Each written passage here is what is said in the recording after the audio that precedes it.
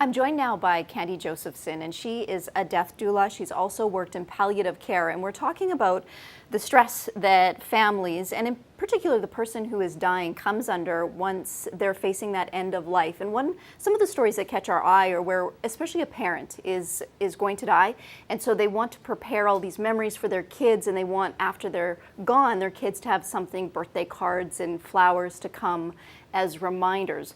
Where does all of this stress come from, and what does it do to the person who is facing the end of their life? Yeah, that's an excellent question, because I think especially right now in this day and age, that's something that is coming up more and more so. It didn't used to be that way. I think first of all, when people first hear of bad news in their life, their body just goes into a shock, and we tend to get narrow-minded and just focus on one thing, and often it's an emotional thing because that's what comes to the forefront.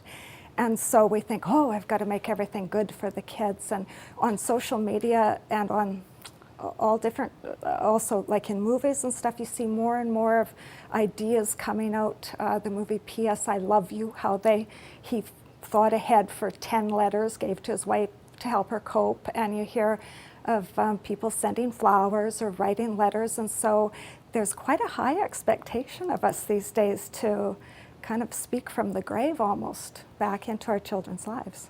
As a death doula, is that something that is helpful for people, or does it just create undue stress and maybe they should be focusing on something else? What's your recommendation? Well, you know, I don't think there's a right or wrong answer to that. As a death doula, I try and have people go through a conscious dying process. So not just looking at the emotional part and relational part, but there's different domains in your life. There's physical, there's spiritual, there's your intellectual, like your legacy. There is the emotional, relational, and also after death, what's going to happen.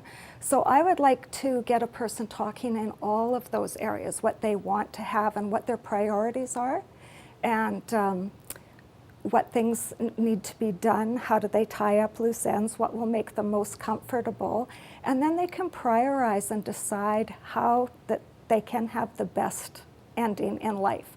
So if that's writing letters, sure. I mean, that's perfect. If that makes them feel good and they feel they can have some closure that way, then yeah.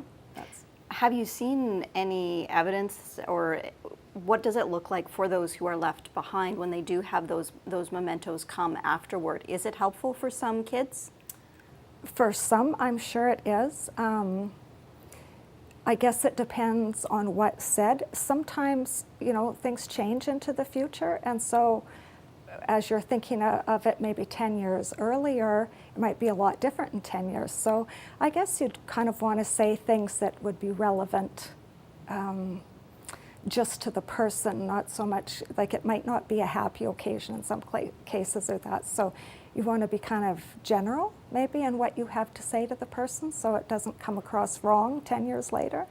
Some good insight and good advice. Thanks, Candy. Okay, thank you.